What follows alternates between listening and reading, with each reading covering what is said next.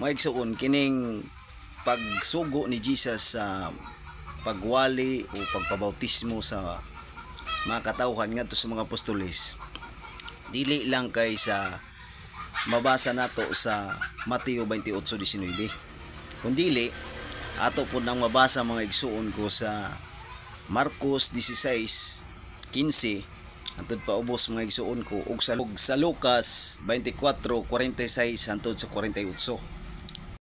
Ingon din na sa Lucas 24:46, ug siya miingon kanila, ingon niini ang nahisulat nga si Kristo kinahanglan magaantos ug mabanhaw gikan sa mga minatay sa ikatulo ka adlaw, ug nga sa iyang ngalan igawali ang paghinulsol ug ang pagpasaylo sa mga sala sa tanang mga nasod magsugod sa Jerusalem. Kamo mao ang saksi ni ining mga butanga. Gisugo sila aron sa pagbautismo ngadto sa mga katawhan. Usara ka bisis ni kadtong pagkayab niya paingon ngadto sa langit. Mao ni siya nga time.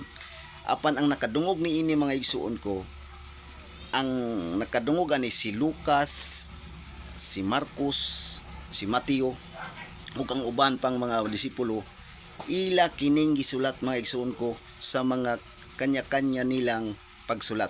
Nagsulat si Mateo 28:19 nga ingon siya dito nga panglakaw kamo ug pambautismuhan ang mga tao, ang tanang katawhan sa pangalan sa Amahan, Anak, Espiritu Santo.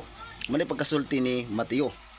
Apan diha kang Lucas mga igsoon ko, gi-specific niya ni Lucas pagsulat nga ang pangalan nga dapat nga ibautismo ang iyang pangalan nga Jesus Christ. Ingon siya da, og nga sa iyang ngalan igawali ang paghinulsol ug ang pagpasaylo sa mga sala sa tanang mga nasod magsugod sa Jerusalem. Kamo mao ang saksi ni ining mga butanga. Mao nga tataw kayo mga igsuon ko nga ang gusto sa Ginoo nga ipabautismo nga pangalan ang iyang pangalan nga Jesus Christ. Kay ngano mao kana ang makapasaylo sa mga sala. No?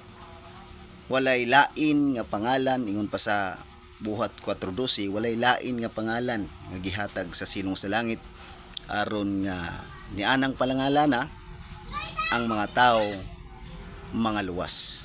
Ug sa Buhat 2:38 nagsulti pod nga kana nga sa pangalan ni Hesus makapasaylo sa mga sala.